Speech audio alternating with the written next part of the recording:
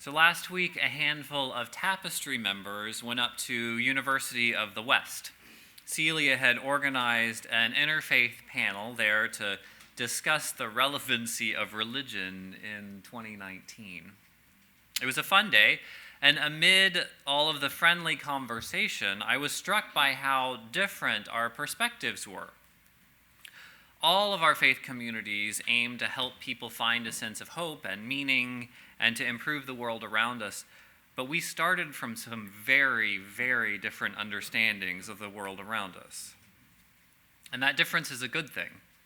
As long as religious communities maintain a commitment to helping people and to cultivating peace, diversity of faith is a great asset to our human community. Different people connect with the sacred in different ways. Without even touching on different beliefs, we see a huge variety of ways people build their religious spaces. Some religious spaces are dimly lit, some have incense, some rock bands. Did you know Russian Orthodox churches have no seats in them? People stand for the entire service. Some houses of worship have elaborate carvings. Some put their sacred text out on display for the whole world to see. Some keep their text carefully hidden from view and saved for very special occasions. Some have music. Some have no prescribed words at all, just silence, unless someone feels moved by the Spirit to speak. People gather and worship in so many different ways. Today, we're going to talk a little bit about some of the symbols and the visual experiences of our Unitarian Universalist tradition. This may not be a big surprise to you, but I spent a lot of time at church as a young person. So here's a picture of the outside of my home congregation. It is a Unitarian church. It's usually, depending on the time, usually the largest Unitarian church in the country, with around 1,800 members. After about the age of 10, I was no longer being dragged there. I was actually pretty into it myself. And I remember the sanctuary of my church in vivid detail. I still visit there from time to time, but what sticks in my mind are the memories that were etched there 30 years ago. I remember how the thick cushions covered in velvet slid underneath you in these big wooden pews, and they were really hazardous for a whole row of children in a choir who squirmed around. It's an impressive but simple space. That's what it looks like on any given Sunday. It's hard to see in these photos. Go back. Yes, it's hard to see in these photos, but in front of that big window up front is a lovely pine tree. And I remember one year, as happens in Oklahoma, a big ice storm just devastated that pine tree. It was removed and 2 juvenile trees were planted in its space. And they seemed scrawny and inadequate for about 10 years, but eventually they grew up to fill in the window again. Some of my strongest memories that I have are from the sanctuary decorated for Christmas Eve. There were hardly any lights in the building. The pulpit had only giant candles to light it. I asked around on Facebook to get some images of Christmas Eve. This is how it's decorated in recent years. And finally, someone dug up a picture of the way I remember it. You can see the quality of this next picture gives you an idea of the age I'm thinking of. You can kind of see it. Hanging up front in that window is a giant candelabra. It's probably 6 feet tall, decorated with fresh greens and candles. It was an absolutely insane fire hazard, but it was gorgeous. The sanctuary of the church looks largely the same, like this next picture, as it has for the past 60 years. With all of the life adventures I've had between schools and jobs and moves, it's been there, just like this. To me, it's a sacred space that's safe for me to show up and bring all of my complicated self. And for about 100 years in that city, it's been an advocate for the inherent worth and dignity of everyone.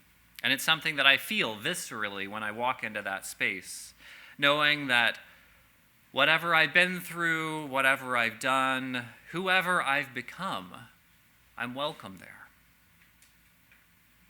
And we Unitarian Universalists like to think ourselves as rationally minded people, anchored in truth and reason.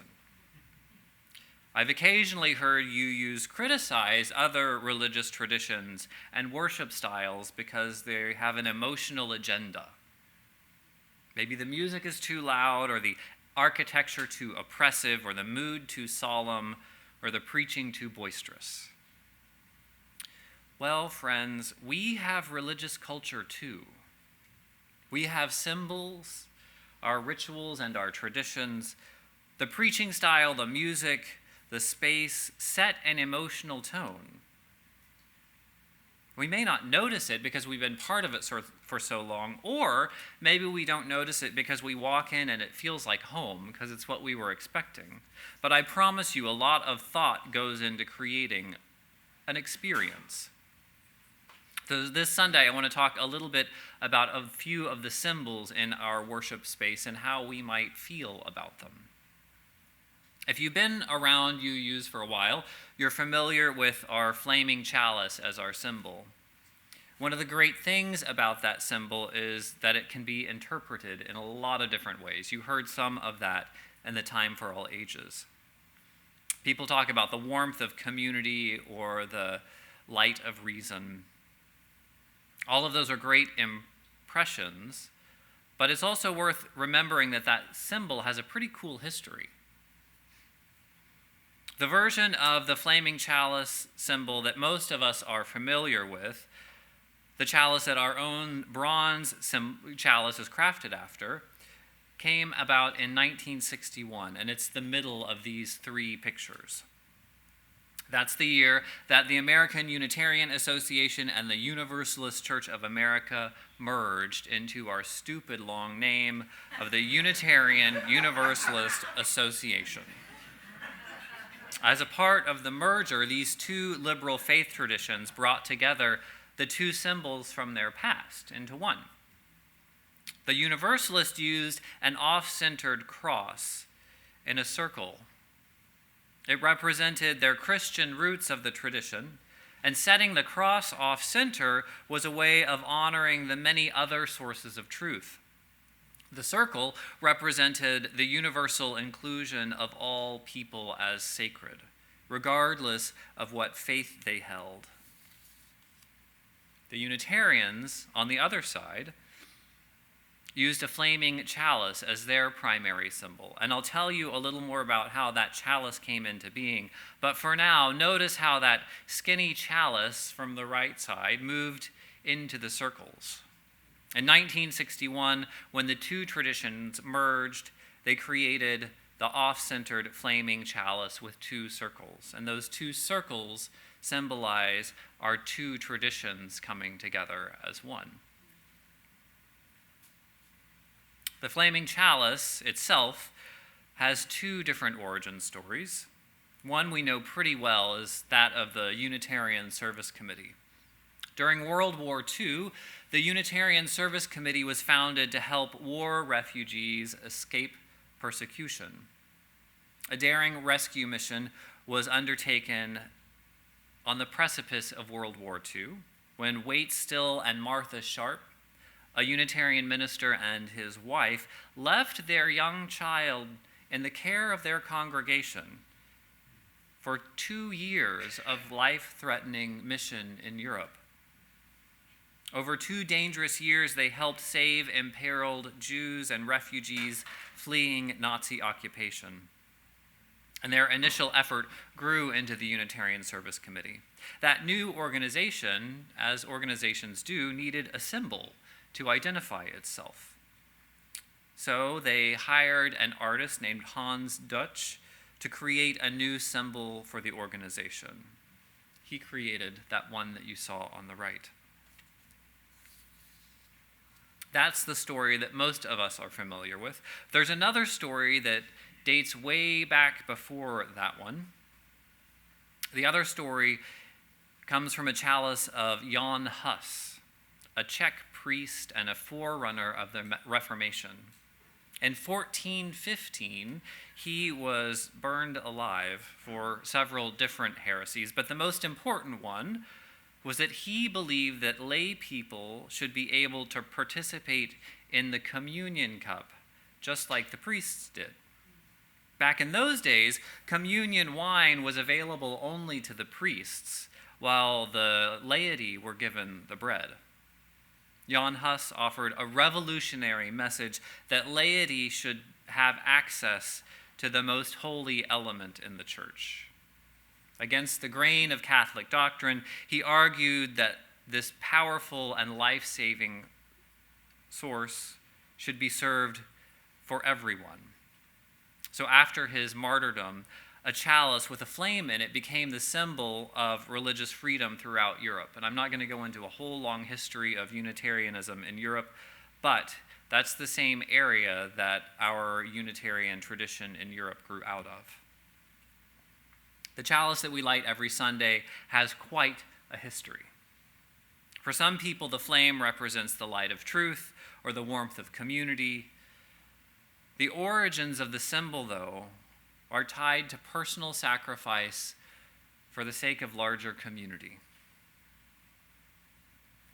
In both these stories, in the case of the Unitarian Service Committee's action to rescue Jews from Nazi-controlled Europe, and Jan Hus speaking against religious hierarchy, brave women and men underwent great risk to help those in need. Of course, a chalice has to sit on something, right? It could go anywhere in your home, but here in the sanctuary we have a round table to put it on. I've been to a lot of different types of churches over the years. One of the simplest pieces of church furniture that I've ever seen is a little octagonal table in a tiny church. It was nothing fancy. In fact, it looked kind of like a garage sale table. Or it just ended up in a church the way furniture does because people don't want it in their home anymore. It was an odd little 8-sided table, but that church used it as their altar table. It was the centerpiece, the place where they put the most important symbols, just like we have for our chalice up in the front. They had a little 8-sided garage sale table. They called it their rounding table. I love this. I mean, we all know King Arthur and the idea of a round table, a table without a head, a table where everyone has equal access. They used a rounding table in recognition that they weren't fully as welcoming as they would like to be. They weren't perfect, but they had this goal of rounding. Our chalice rests on a round table of similar intent. The roundness represents the goal of creating beloved community, and I'm sorry it isn't always visible from the back row sitting back there, but that's because we wanted to put it in a place where everyone can access it. Also on the table is a symbol that has become strangely more and more important to me over the years. It's the singing bowl. At the beginning of each service, you've noticed that the worship associate strikes the singing bowl. In one way, the bowl acknowledges the Buddhist practice of several of our members, but it's not just for them. Striking the bowl is an invitation to us all to pause and to make space in our hearts and minds. Striking the bowl invites us to set some time apart from our daily concerns and to let go of distractions. And the sometimes frantic moments of Sunday mornings and preparing for worship, this is exactly what I need to start our time together. A reminder to let go and be present to what might happen. Because you see, a bowl is all about the space inside of it. Without the space, you just have a lump of brass. You can't ring that. The space in the bowl is what allows it to resonate. The hollow of a jug is what allows it to carry water, and the space between these walls is what makes our sanctuary. So too with us, openness and receptiveness make spirituality possible. And sounding that bowl on Sunday mornings is a reminder to me to make space for worship. Symbols are powerful.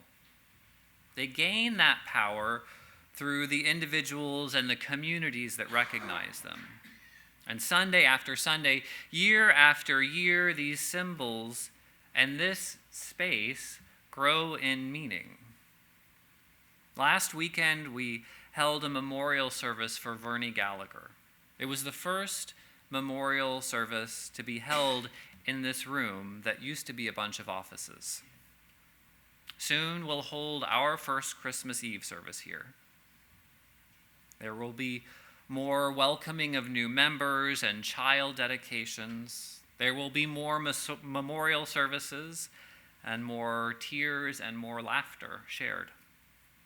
And year after year, this space will deepen in a collective sense of the sacred as it becomes a sanctuary of the hopes and dreams of this community, and a sanctuary to anyone who comes here seeking a spiritual home. We have great reason to be thankful for this faith tradition that we inherit and this community that creates sacred space together. Amen.